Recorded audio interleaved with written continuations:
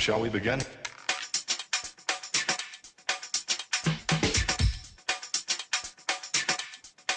Let's begin now. Hey friends, I am Neethi the Pharmacist, here with my co-hosts Janae Williams and Valerie Cruz, and we are on full. Welcome to Our View.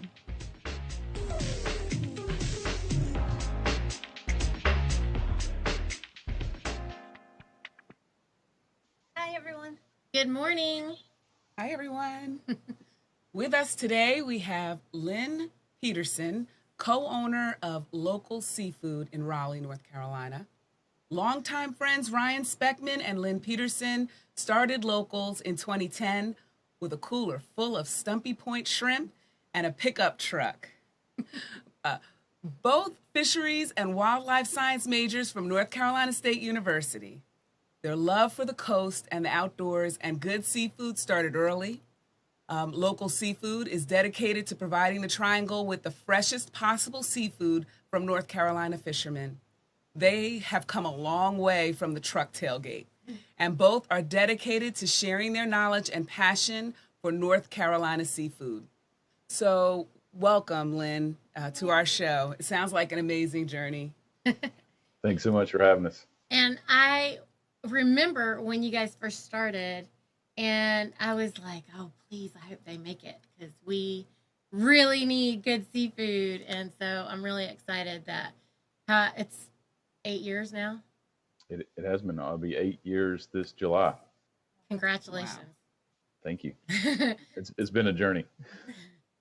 So I want to ask, okay, this topic is really, really exciting for me and important because, two things that I want us to try to have people go home with today, Lynn, is one, nature has grace, and that everyone feels confident that our oceans are unable to, have any, a lot of people I talk to who are very conscious, I should say, about, clean food, believe or have this fear. They have like a hopelessness that the oceans can't possibly be clean or get clean, and that they're just, so toxic. So many people like avoid seafood, and I am trying to encourage them to realize that nature has grace.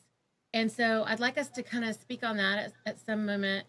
But also, I want, by the end of this show, for people to realize that unless you are in Washington State or in Alaska, I'm really just not sure why everybody thinks that the only seafood they should eat is salmon and or possibly tilapia, which is also, I call it frankenfish, and both of them, people have no idea that they're being cloned and sold in the market without being properly labeled. And why, I hope that by the end of the show that they'll learn to try to seek out species that are local to wherever it is that they are. So what do you have to say about that? Well, we started the mission just bringing, good North quality. We love North Carolina seafood. When you're at the coast and you're connected to the resource, Ryan got to know a lot of fishermen when he was working at the coast, and just eating things he never had before. Growing up in Charlotte, North Carolina, and I grew up in inland in Sampson County, but Ryan was eating, white perch, black drum, red drum, monkfish, things you'll never see in a grocery store, inland. Sometimes you don't even see them in a seafood market at the coast, because all these species leave our coastline and go up north, where the markets will distribute them to, consumers that are demanding these products. But inland, we're kind of just at the mercy of what's at the grocery store, and so, or your local market, and they're mostly going to go with what you're saying, which is, I got the stats up over here, 27% of what we consume as Americans is shrimp. Salmon is next at 16%. Then canned tuna at 15, and then tilapia. So Yeah. And then, that's where it runs down. And so shrimp, of course, we have plenty of shrimp off our coast, but it's not making up that percentage. That's all imported shrimp. So what we focus on is our niche is North Carolina fisheries. So it's closest to you. You might as well eat what's closest, support local economies at the coast. Um, and in a bigger, broader story, we just say when the folks are overwhelmed with sustainability and there's all these applications, you can pull up an app on your phone and tell you what's sustainable, this and that. But eating domestic is the number one thing. Eating domestic seafood will go a long way. The U.S.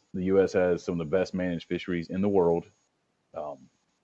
And if over 90% of what we consume as Americans in seafood is imported, and I mean, so it could be even higher than that.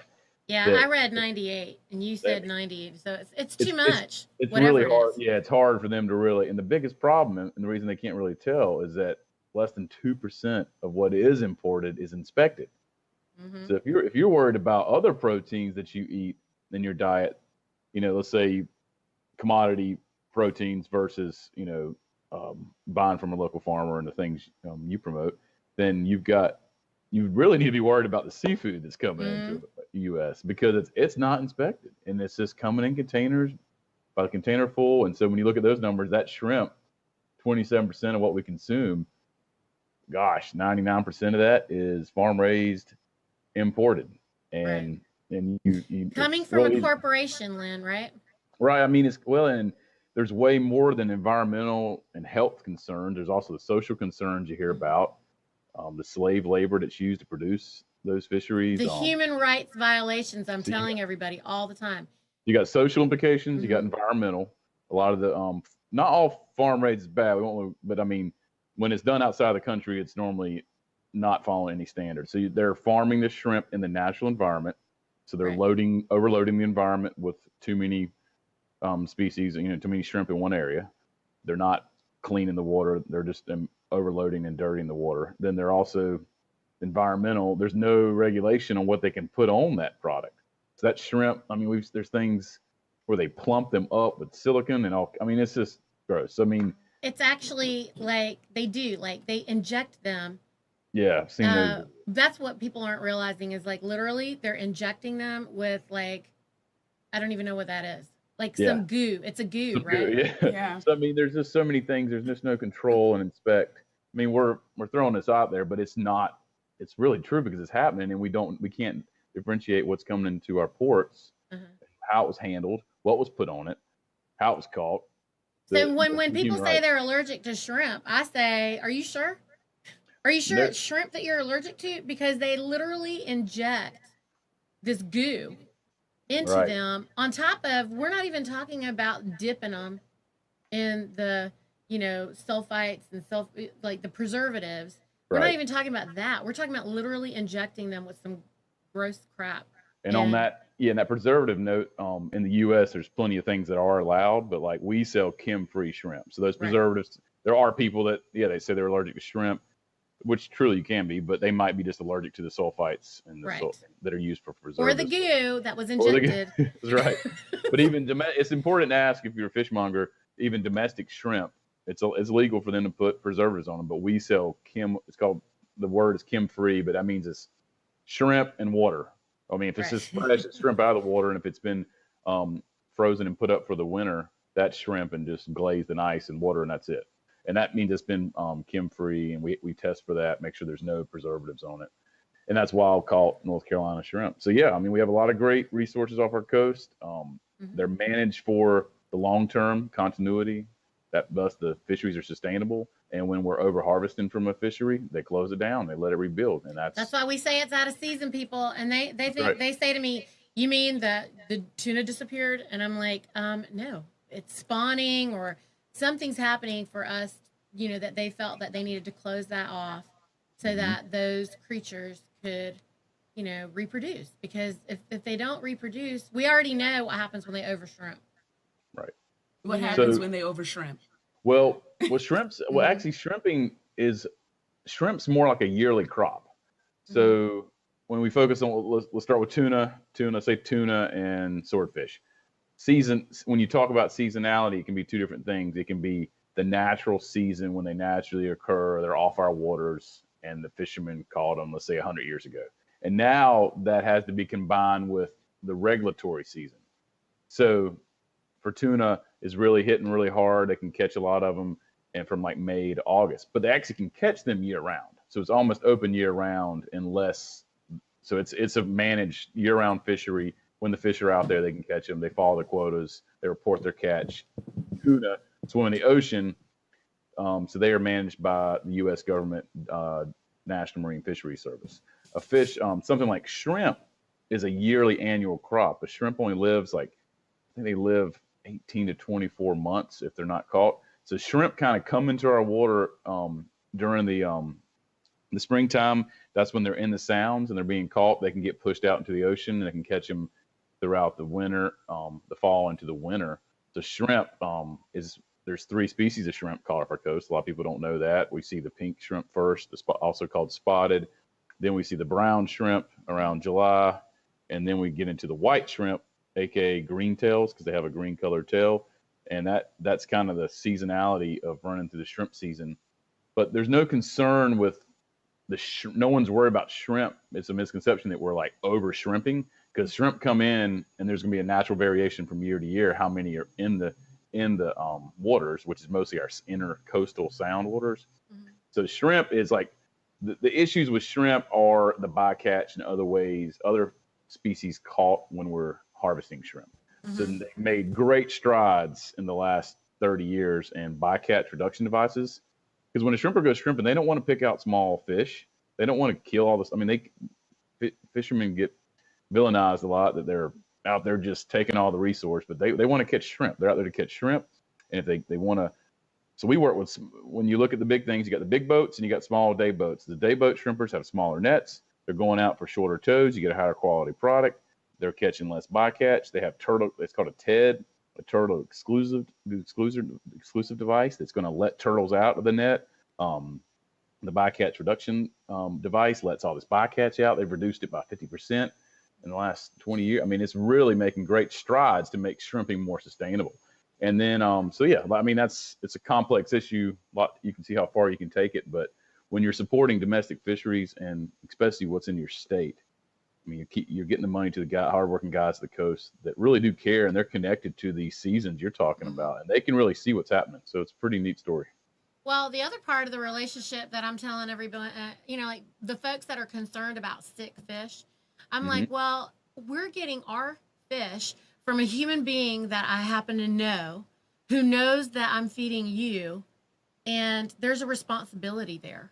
Can you speak on that? Because, I tell them, I'm like, well, when you dissect the fish or you're butchering the seafood, then the health of that creature.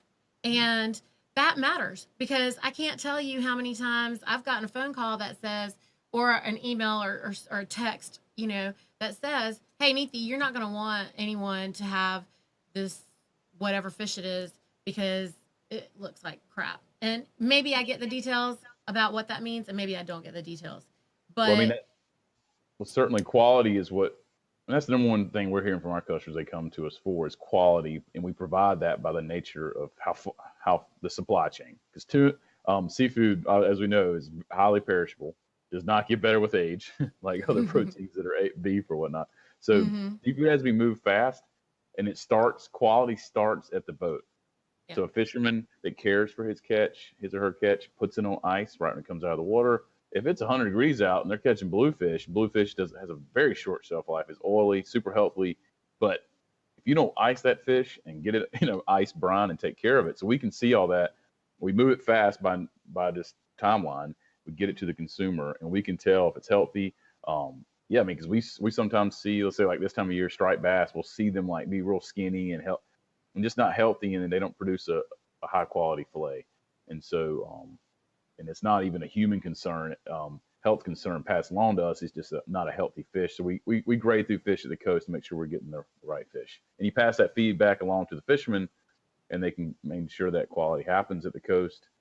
And they really are connected to the resource, see what's going on. I mean, they are firsthand stewards of a public trust resource. And that's important to note, is all this seafood, wild caught, it's the last wild food we get to eat unless you go out and harvest it yourself. Unless you are a hunter or fisherman, this is it. So, I mean, the rest of our food is produced by man. So it's pretty amazing story to think about that it's the last wild food we eat. Wow. Lynn, That, you mentioned something about, right off the boat. It sounds like you're going to get the most nutrients as the sooner you can bridge that gap between when you catch it and when it gets delivered to, the eater. So is that the biggest concern when it comes to getting seafood internationally, or somewhere else in other waters in China, or wherever? Because I know there's that farming aspect, but then what about wild caught out there, in Never Never Land? Is that like that that's gap right. between the two, point A and point B? What Well, certain there's a lot of the whole range of how the shelf life of different seafood species. I mean, so tuna, that's why you've seen the tuna market in Japan, and that could be tuna landed locally, or a lot of our tuna leave that are worth a lot of money and they get shipped over there. I'm not too sure about where that fish's health benefits degrade over the course of that shelf life. But by nature of what I was saying to the bluefish, and let's say bluefish, Spanish mackerel, mullet, or oilier fish that are loaded with omega-3s, that are super sustainable species off our coast, they have very short shelf life. They're not going to make it into a container and be shipped around the world. A tuna on ice, the head and gut can be 2 weeks out of the water, and I would say it can still be a great quality fish because it's in its natural wrapper. And I mean that fish can do it, and that's why the supply chain allows for it globally. We don't do that. We ship them straight to the boat to us. We break them down and sell them. But something like a bluefish, you've got like 2 days, and that fish starts degrading. It's just it doesn't hold up well because of what it eats, and it's very oily. But anyway, that high loaded with omega-3 fish has short shelf life, and you've got to buy from someone like us who ships fish fast and gets it to the consumer. We're talking 24 to 48 hours out of the water. And those oilier fish don't freeze well either. So they taste terrible if you. Right. They smell. I mean, people when they say that they don't want fishy fish, I say, you mean you don't want frozen fish? You don't want old fish? Because our day trip fish, you can put your face on it, and it smells like candy. Exactly. And so with the and there's nothing wrong with certain species freeze better, and you can extend the season and have accessible, healthy seafood throughout the year. And fish like that's the Spanish mackerel, when it's happening in the spring, people just love it, and they come to us and fresh Spanish mackerel, I love it. But you're never going to see it in the common food place. So all the way back to salmon, that is what salmon wins, because salmon has an amazing shelf life. Of course, it's a huge farm. You mean when raised. it's real, right? Well, both. I mean, that's why. Yeah, that Chilean salmon that you see in all the grocery stores. I mean, it's been out of the water for a week and a half or 2. Or a month. I mean, when they were doing those large boats, they had month-long boats. Do they not do those anymore? The commercial fisheries, have they done something to change that? Is it which species? Well, not any specific species. Oh, right. I just meant fishermen are out on the water for about a month, and they're filling their hulls. So when the hull's full, then they come in. But anglers and the day trip boats, like what we are working with, is different. Why don't you speak on that? So in the species that are mainly from long trips are going to be tuna, swordfish, like, was it The Perfect Storm, the George Clooney movie, that fishery up there, they're out for weeks because swordfish having a really long shelf life, and they're on big boats. They're fishing, long, dangerous trips out there for weeks. And and when they come in, even on that 2-week trip, those boats up there, they sell their last catch for a higher price. That's their considered almost day boat catch. And then the stuff that went in the hull first might get pulled out and cut and frozen. So when we're dealing with guys that stay out for a day or a couple of days, that's it. And then the boat, the quality is much better. And I mean, it's amazing. They're smaller boats. They're taking care of their catch. You can look at it as a smaller catch. So it's just more sustainable, and hence the price. I mean, people will talk about cost. I mean, if we're going to talk about the cost, then you get what you pay for. And if you're not paying, I mean, how much is the actual salmon that is like legit salmon? It's it's a good bit more. Right. I mean, I would argue. I mean, even frozen and shipped, it's like $30 a pound. So it's all, and it's got to do with the cost of labor and what's going into produce that fish. But so let's say Chilean salmon that's farm raised in Chile, which is the lowest cost salmon you can get in the marketplace. Let's say Is it it really in Chile? off the waters of Chile. Yep. Yeah. So they have huge net pens, and that is, gosh, that's got to be more than 50% of the world's salmon consumption comes from there. Norway and the Faroe Islands produce a lot. They have higher standards, what I understand, and It's got to so get that's shipped here from somewhere. I mean, that's exactly. why So are I they mean, eating it? It's so the, crazy. if you're gonna, I mean, the short story is if you're gonna eat salmon, eat the U.S. wild caught sockeye, king, chinook. I mean, or king or chinook. All that we have 5 species of salmon caught, and we have great, super sustainable fisheries in Alaska. We've developed some relationships with a couple. There's a couple of North Carolina guys that go there for the summer fishery, and that freezes really well. So if you want salmon, seek out wild caught U.S. salmon. We have an amazing fishery that's super sustainable. Puts a lot of people to work. What It's is really, the price point on that? Because that's what people need to understand. okay, so yeah, they pretty much you can guarantee 15 to, we're talking about skin on or skinless fillets, Hmm. 15 to $20. King salmon is the most expensive. It's got a higher fat content. It's closest to the farm raised Atlantic salmon, which is a true species, but it's now been modified and made to grow in all the farms. Frankenfish. So Atlantic salmon, they still exist, but there's no fishery for them. That is the truest salmon that used to be on the Atlantic coast. We've pretty much destroyed their habitat, and there's no fishery anymore from rivers and dams. So in Alaska, by nature of it being the wilderness, those fishery grounds are amazing from Washington State up to Alaska. We have great fisheries, and so we just tell folks that come to us for salmon, we have to have the conversation. We don't sell salmon. We focus on North Carolina seafood. We have other fish here. We have other fish. If you're salmon, If you were in North Carolina back in the Little House on the Prairie days, you wouldn't even know what salmon was. if you're So salmon lover, right? We've got rainbow trout locally, or we have amberjack, a meaty fish that's available in the spring, summer months. best So we fish really steer tacos 'em. ever. And then if they say, I love salmon, and they eat it everywhere, and then, oh gosh, all these restaurants are serving, it's mostly imported farm. Yeah. I want to shout out to the restaurants to stop supporting imported seafood. And it comes down to I mean, Consumers. they're in the middle in this, the consumer demanding, I love salmon. Yeah. I'm not going to pay. You guys So- are getting ready to open a restaurant. Are you going to have salmon there for these people? I mean, I hope, We will know. not. I mean, we like with these North Carolina fishermen that are going there in the summer, we might develop relationships where they're shipping us their catch. We did it last summer where they were shipping us fresh and beautiful.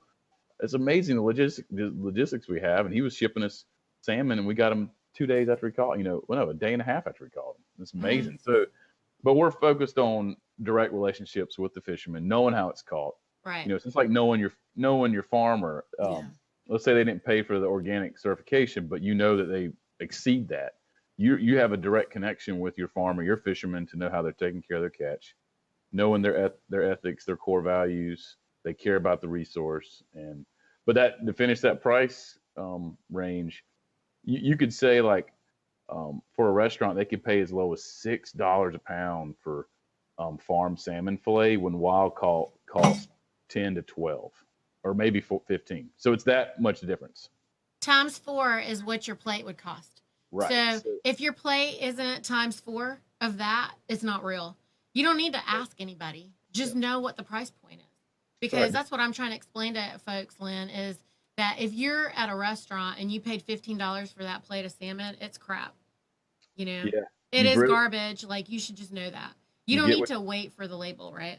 And so, I mean, we vote and we let people know by the almighty dollar and ask questions. And if something, there's a reason it's hard to understand why food has to be marked up so much in a restaurant, but I mean, it's the cost of doing business. So they have to keep those food costs low. So if customers come in and demand and start asking those servers, challenge them, say, where's this fish from? You might feel awkward at times, but when you really care about what you're eating, it all comes down to front of house education and transparency.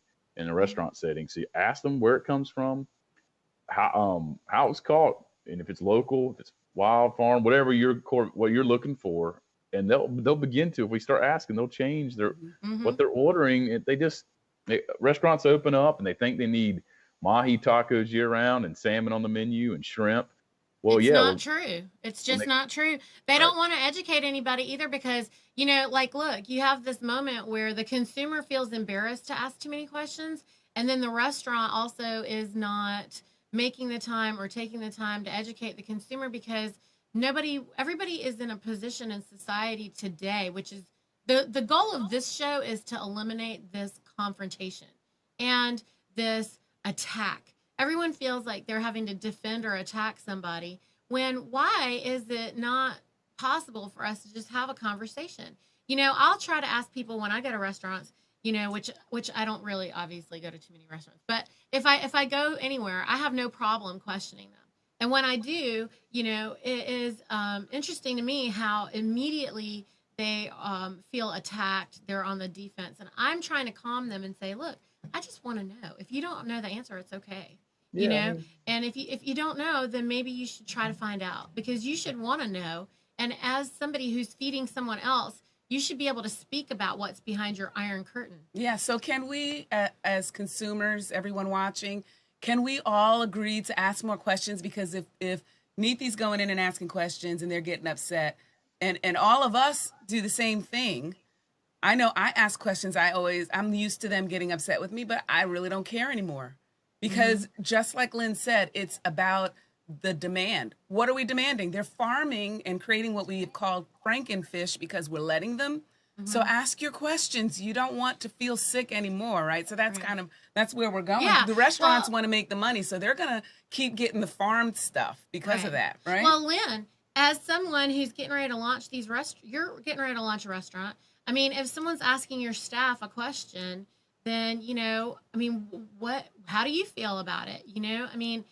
Hopefully you would want to have your staff knowledgeable enough where they're capable of answering the question and not getting upset. Like if the staff is upset about that, then, I think that it would be really nice to have the restaurant owners, have their staff step up also, right? Exactly. I mean, we try to provide. So we sell to restaurants. We sell to 60 or so restaurants in the Triangle. Not every one of them buys every piece of seafood from us, but we have some that buy a lot. And so we provide them with the list where they order off of. But each species, they can click on it just like on a retail list and learn more about it, where it was caught. If it's something like dogfish or mullet they haven't heard from, they can hopefully learn about it, educate their consumers when they decide to maybe bring it in. And we've turned a lot of chefs on to underutilized species. Some folks, really willing to, and chefs can really lead the charge there by putting sheep's head or drum on a plate.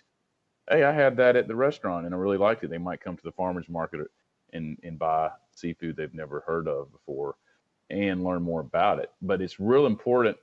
It takes a lot of education for a server to sell a piece of fish called sheep's head. That's one of our favorite species. Amazing. It's so funny, when I have folks join the CSA and they're like, we're never going to eat seafood. And by the end of it all, they're eating every kind of seafood. And sheephead, that's me. Sheephead is one of those ones that everyone has this horrible vision when they hear the name. They're like, oh. But then when they eat it, it's like cotton candy. And they're just like, oh, my gosh, why did we not ever eat that before? So I think that people should. Now, so let's talk about, I was telling you, like, I have these folks that will say to me, well, they don't want to eat seafood because, health concerns. They think that, I think it's funny. You and I have joked about this. Like, they think they can only get the omega-3s from the salmon, which is insanity because, the middle of this entire nation has no access probably to salmon or really any other seafood until now. Okay. And so where were they getting their omega-3s for all these centuries? And I'm telling everyone, you can eat any grass-based meat and you're going to get omega-3s. You eat our eggs, you're going to get omega-3s. If you eat probably every other seafood species, you're getting omega-3s. So what are some of the, we're talking to people across the country in this, platform. So just FYI, everybody's not local who's going to be watching this. All right. But you know, like you're saying, relationships for anybody who's local to them, and you know, what are some of the names of these underutilized species? Sheephead, we've got mullet. You said bluefish. Spanish mackerel. I mean, Spanish mackerel is more known, but it's mostly a coastal. It's high in oil, smaller fish. Its bigger cousin, king mackerel, can have. It's got higher levels of mercury. It's a predatory fish higher up in the food chain. But tuna, sword, Monkfish. yeah, monkfish. I mean, lower oil fish like flounder and we'll say flounder, and leaner fish like flounder and drum, Trigger. and cowfish and grouper and trigger, but they're still healthier than eating chicken all the time per se. I mean, so And more fun. and more, yeah. I mean, so it's what's is really exciting and challenging part of our job is so many species, and they're all different, and it's really exciting, and they're seasonal, and it's coming throughout the year. And but those oilier fish definitely gonna have higher. I mean, so I could take a second to talk about our champion fish, mullet. It's super low in the food chain. It's so low in the food chain they have a gizzard like a bird. So they are only eating they're only eating vegetation off the bottom. They feed on sandy bottoms. They can have an earthy flavor. Some people say like so it's like a more medium to bold flavor, but not there. It's not as It's bold the as- beef of the seafood. There you go. I mean, so people are like, they come up, they're like, "Does this taste like fish?" And we're, of course, we kind of have to chuckle. Yes, it tastes like fish. But within fish, there are milder fish and they're bolder flavored fish. Something like bluefish has a very bold flavor. A lot of people smoke it or cure it, but it's a small 2-pound bluefish cut and seared in a pan. To me, is amazing. You don't need to always. But your day trip fish of this variety is definitely more palatable than anything that they think is fishy, in my opinion. Exactly. So right? a lot of fishiness also come. So even fresh out of the boat, same, 1 hour out of the boat, flounder is going to be real mild compared to bluefish. So, but a week, let's say in the supply chain, a week later, if we were at the grocery store, bluefish would be in the trash. Yeah. It would be breaking down, and flounder is still going to be about the same if it's properly cared for and on ice. Yeah. So that's where like somewhere like our company can excel to get that species that have very poor shelf life to the consumer. And I don't know, like but that mullet fish is super sustainable, super plentiful, available almost year round. What's the best way to cook it in your opinion? Man, and it's like the perfect fish for tacos. There's no reason. I mean, we sell mahi when it's in season, but local mahi is expensive. So all the mahi you see normally in a restaurant year round is normally imported and not necessarily from fake. the most. It's fake fish. Right? Nasty. Stop eating it. But there's no reason to use mahi in a taco. Use something like mullet, a fish Yes. that has the same kind of moisture, a good texture. It has a really tasty skin if you like to sear and cook the skin. I mean, Or it's cook great. it in the skin so you get all the flavor, right? And then Exactly. There's a scoop it lot off of the skin and use it for the taco. Perfect. Yeah, exactly. There's a lot of fat between and healthy fats between the skin and Omega-3s. Omega-3s. And if you skin it before you cook it, you lose a lot of that. Right. Even so, that's why we always tell folks to cook it with the skin, like you're saying, and flake it off. And my 2-year-old is eating fish skin, and that's got to be super. I mean, you're eating it's just like it's an eating the skin of organ meat. vegetables. It's got so much power and medicine in it that people will buy. This is funny to me. People will buy a bottle of what I consider to be basically rancid fish oil for $1 million to give their kid a teaspoon of it because that's supposed to help them. But they won't just eat that little bit of skin that they would throw in the garbage otherwise. And it came with everything. But even if you do what we're saying, cook it in it, take your spatula, scoop it right at the skin level, put it in another skillet if you want with the taco seasoning, if that makes you happy. Right. Just to make sure that you didn't accidentally eat the medicinal skin, But I like to overcook the skin actually and fry it a little bit, make it crispy, and then it tastes like, really good. And that's the key is when you really get it crispy. And the key to that is just like drying it, letting it air dry in the fridge, skin side up. And I've really learned that a lot. That's what restaurants and techniques to help people eat it. And my wife, if I get it crispy, she likes it. Yes. And so a lot of it's texture and just learning how to deal with fish. And I mean, it can be very overwhelming for consumers to cook seafood at home. But once you do it, it's actually easier. It cooks faster. It's fast food. I mean, cooking a chicken breast takes a lot of time compared to a nice half 6 to 8 ounce fillet of mullet. Just quick cook in the pan, and I'm even feeding my kid, and he's happy. I mean, if I have to cook chicken, I have to plan more. So I mean, Yes. We also turn a lot of people on to cooking whole fish. You know, it's the same as a whole chicken roasted in the oven's a lot better than just working with, you know, boneless, skinless fillets. We've all kind of driven. That's another thing I like to preach is that, yes, our fish can have bones in it, but I mean, we try to get it when we fillet a fish. You're providing a service, you know, to get it to that, just like if it's like a breast removed from a chicken. But we always can't get every bone out because you would waste a lot. So we're like, yes, this certain fish fillet out completely boneless, but some can have a little bit of bone in them, and we're like, just telling the consumers that, come on, eat around it, and you know, that way you know it's real food. I think it's interesting that they don't have a problem paying you to throw that away for them, but when they cook it themselves, they don't want to throw away basically half of it, which is what they would be doing. So like if they get a whole fish from you, they want to like eat every last little drop of it, but they're paying you double for you to throw it away for them, and they're losing all the health benefits that they would otherwise have if it was whole. And when really I'm like, if you get the whole fish, open it up, eat the part that you're comfortable with, throw the rest of it away, and you're still paying less, getting the most benefit out of it. And you are, when you're filleting a fish for people, isn't it like a 40-60% yield? What's the yield?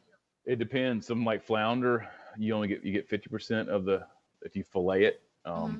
You get if it's a 2-pound flounder, you get a pound for the fillets, and you throw away a pound of bones and head. And there's meat that we can't fillet off that if you cook the flounder whole, you would be able to eat the cheeks. And so when we get into bigger fish like tuna, you get 60%, and that's just the skinless fillet because the skin's not really edible. Yeah. So we skin that off, and but man, like when we get big tuna, we'll scrape the meat between the ribs because you can't fillet it off, and that's what people, pokey. yeah, exactly. But people don't know. I mean, you know, like, okay, so one family taking a whole tuna might be too much. All right, got it. Right. But, you know, for some of these other fish, like the mullet, like you say, or whatever, you know, if everyone can just, you know, retrain their mind and change their thinking, change their mind and know, hey, it's okay to throw half of this away, and we're paying half the price for it as well.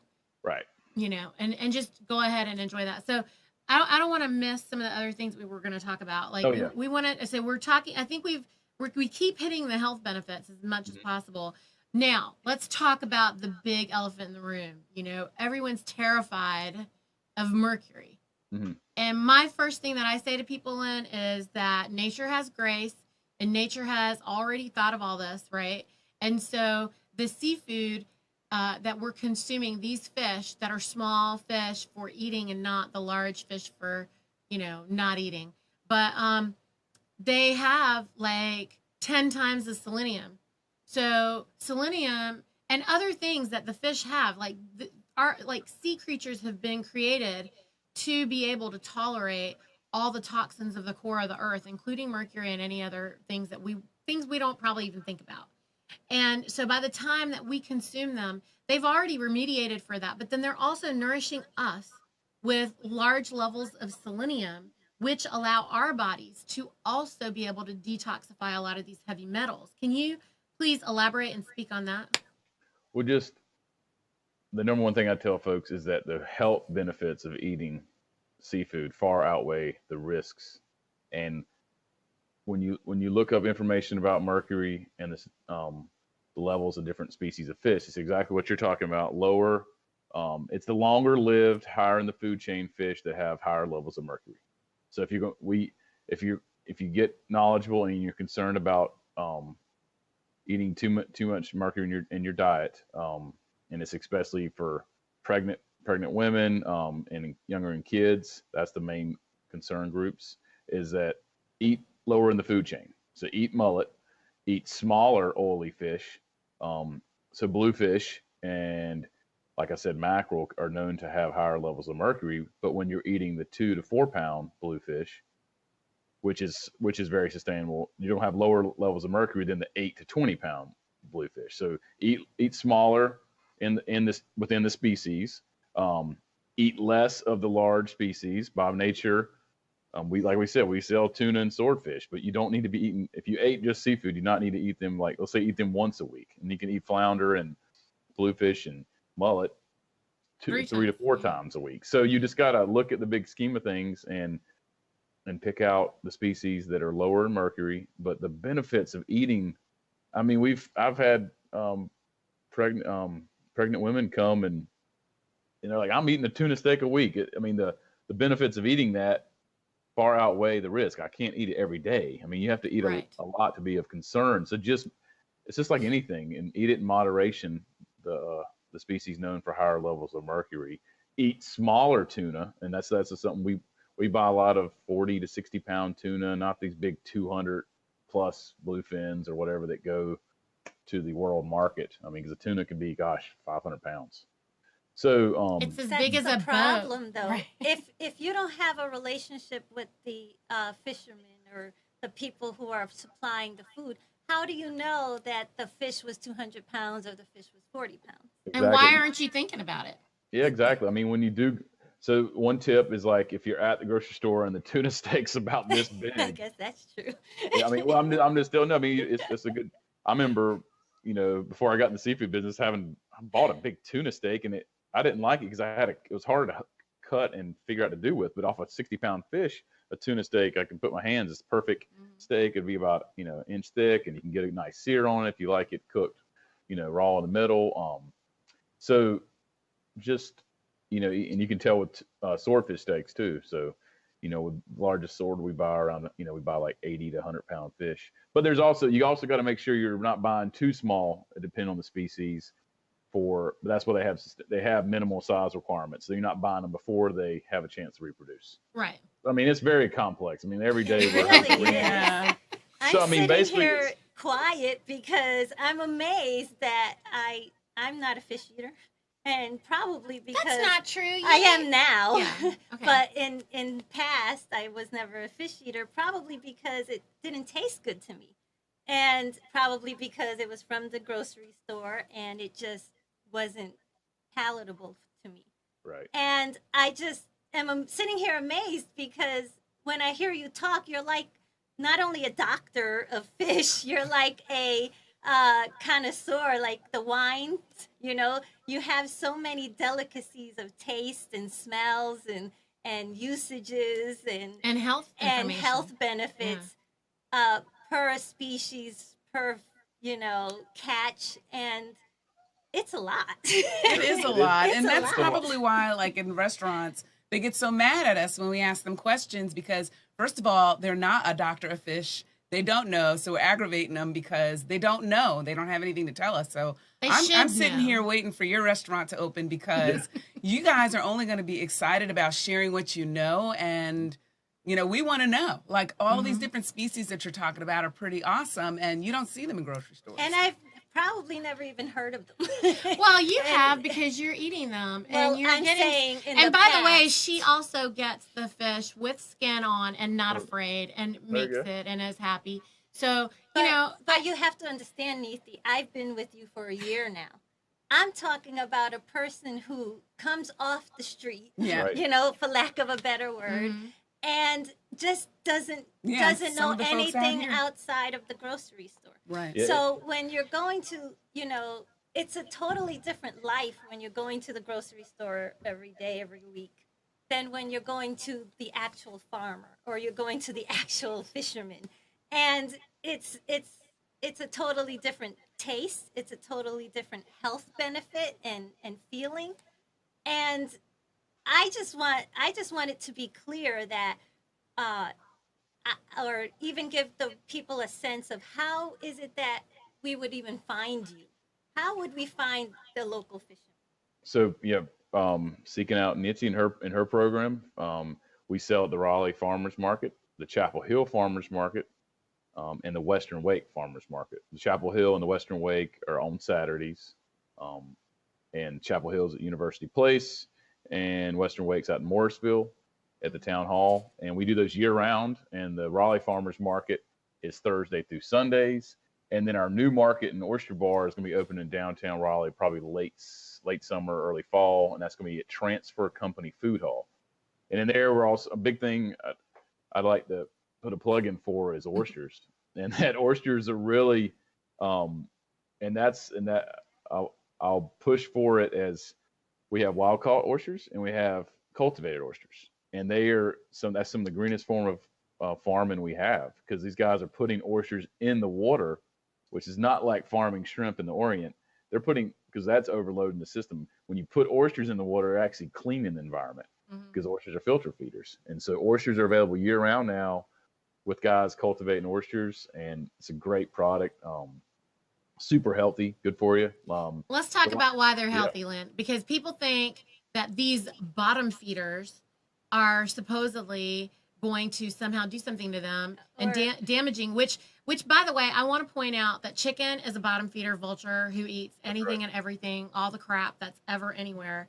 So when people tell me that they will not eat bottom feeders and then they buy chicken, I just want to punch them in the face. So can you please speak on that? Because there is so much medicine and value in all of this species, and I don't like anybody saying, well, they're bottom feeders and we're not going to eat them.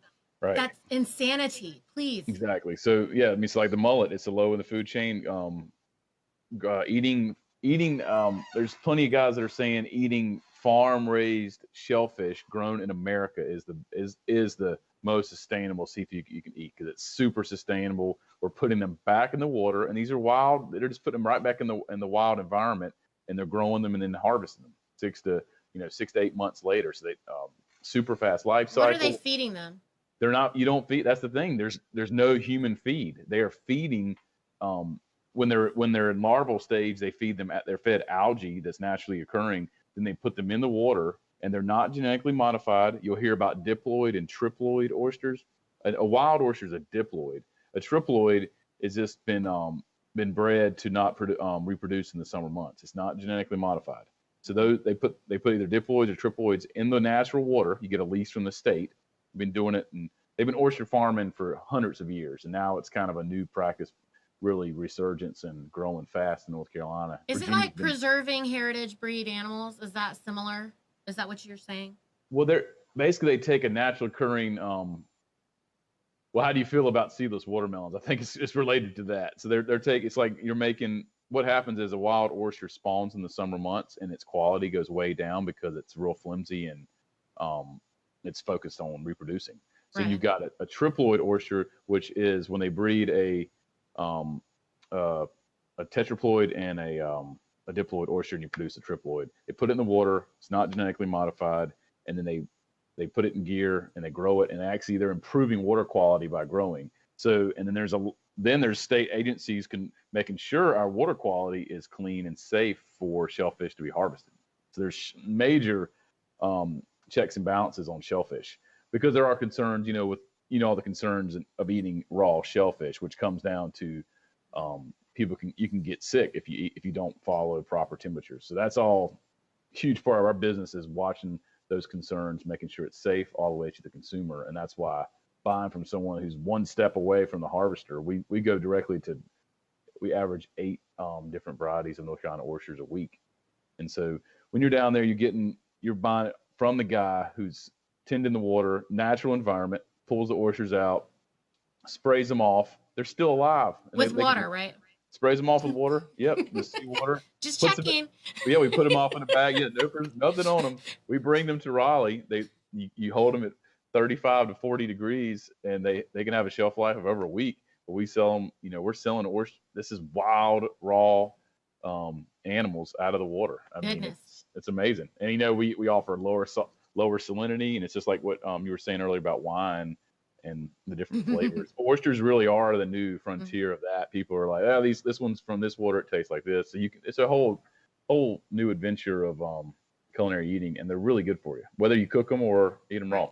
Do you know that oysters, fun fact, everybody, that oysters remediate depression? Oh, wow. Because they're aphrodisiacs for a reason. So right. The aphrodisiac aspect of seafood, by the way, is because of the mercury. So just for your information, the aphrodisiac effect that you're seeking is a result of the mercury. However, our bodies allow us to process that safely because of the high levels of selenium. So mercury isn't just the devil only. Like, there is a purpose for it.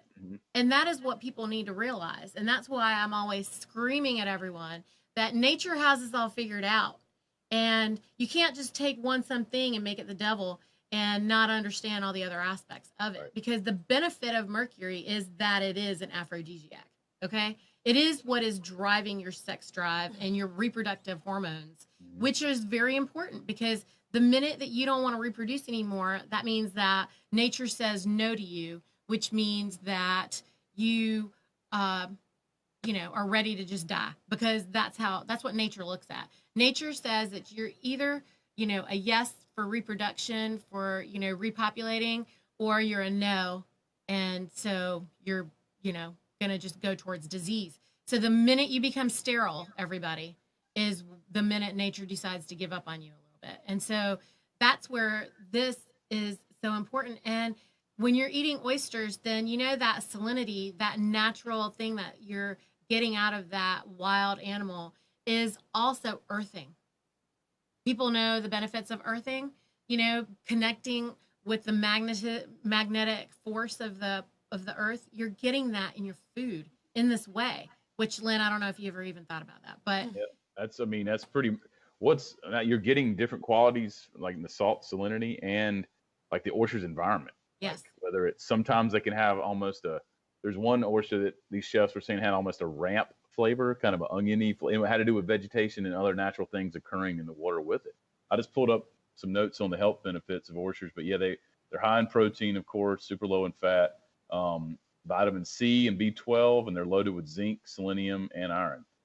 So, I mean, they're really packed full and super healthy. I mean, and not to mention that, so I'm sure you talk a lot about the benefits of eating raw foods that aren't cooked. And I mean, I prefer a raw oyster any day over a cooked oyster now. I grew up eating cooked oysters, and, teach their own. But there's something about, I mean, when you're cracking that shell, that animal is alive, and it's not only raw, but it's seconds after it is, it's into its life for you to enjoy as the life-giving force that you get out of it. That's what people aren't understanding, is the life-giving force that you get out of that is what helps to create youth. I think you should start doing fish tastings as they do with wine tastings. That's right. And start a trend where people can just go and just taste different varieties of fish and have the different combinations and the different tastes and species explained to them. Because I love your enthusiasm. I love what you're doing, and I really appreciate it. Well, thank you. I mean, it's important on that note to get customers, get consumers exposed to different types of seafood and how easy it is. We talked about all those ways. It's easy to cook a whole fish, just salt and pepper, olive oil, stuff it with some herbs, lemons, put it in the oven, and go work on everything else for dinner. And then so now you've heard it here. And Lynn, now you have a new concept for the restaurant when you open, is fish bites. So everybody gets a different one of these species. It has to be an underutilized species and nothing else. On a spoon, in the simplest way that you can present it, that would just blow minds, like blow their mind. And it has to be the simplest prep. Whatever you do to it, it has to be simple, and it has to really just bring out the flavor of that. And we're all going to want to come there to do the tastings, which should happen on a regular basis so we can come. Like, we are dying. And because we're also trying to tell folks, you don't need to smother everything in wheat. You already know how I feel about it. Everybody knows that it's poison. And I hate that I can't go to a seafood bar because 99% of them are dousing the seafood, ruining it with, wheat. Bread it with this crap and drop it in some toxic oil and not, just give it to us raw, or give it to us in, like you said, olive oil preparation, minimum prep, whatever. So now you've heard it from me and us.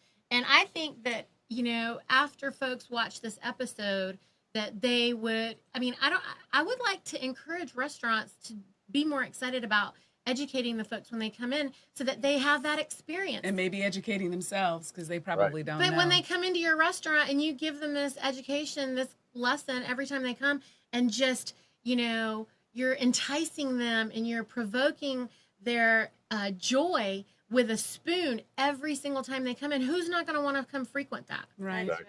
Where is your restaurant going to be, Lynn?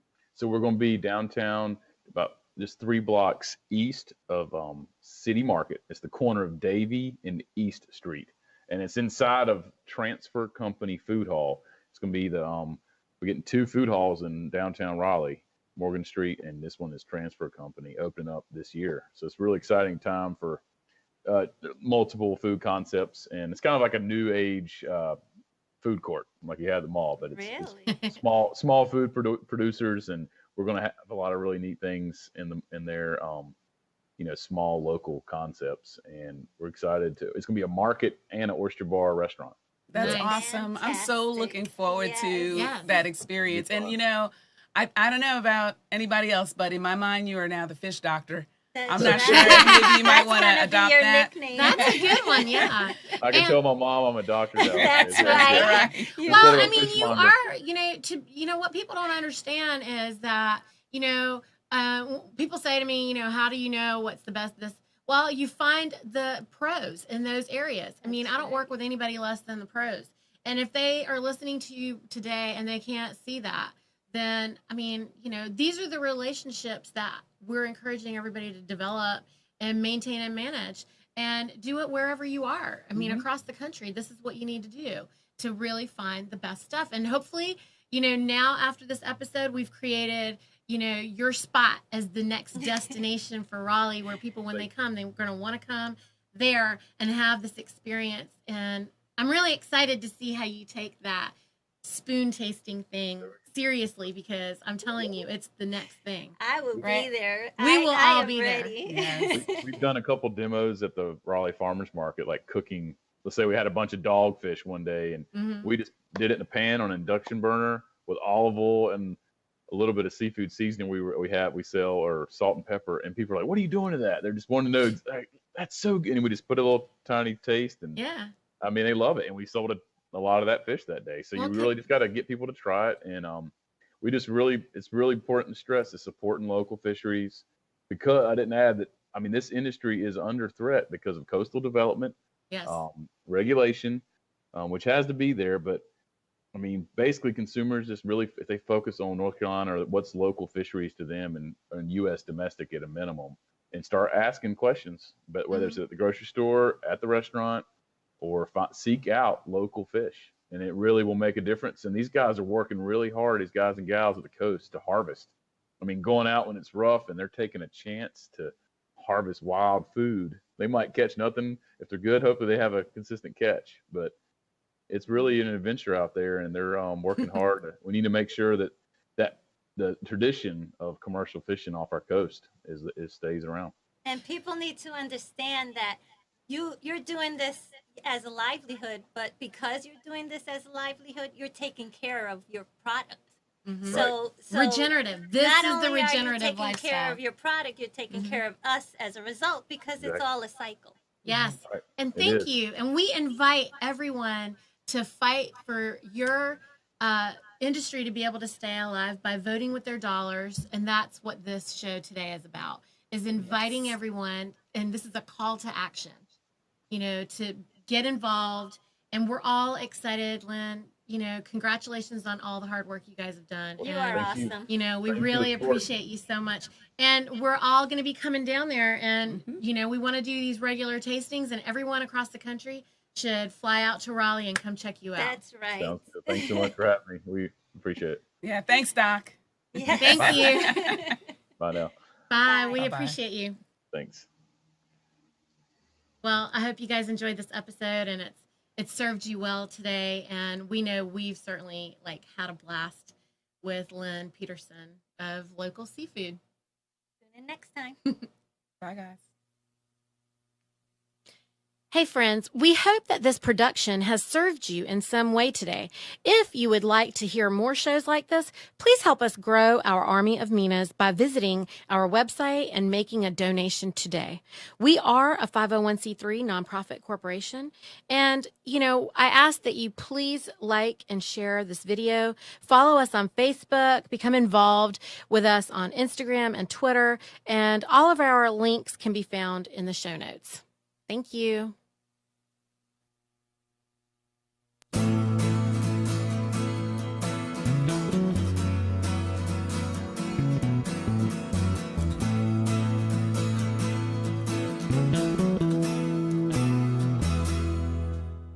You are tuned to the Nissan Communications Network. If you tuned in too late, you can always watch each program in its entirety or download an MP3 audio file of it in the archives section at nissancommunications.com. Don't forget to subscribe to our YouTube channel, follow us on Twitter, and like us on Facebook. Sponsored by Telestream's Wirecast software, StreamingGear.com, Carolina Apparel, and DeltaForce.net.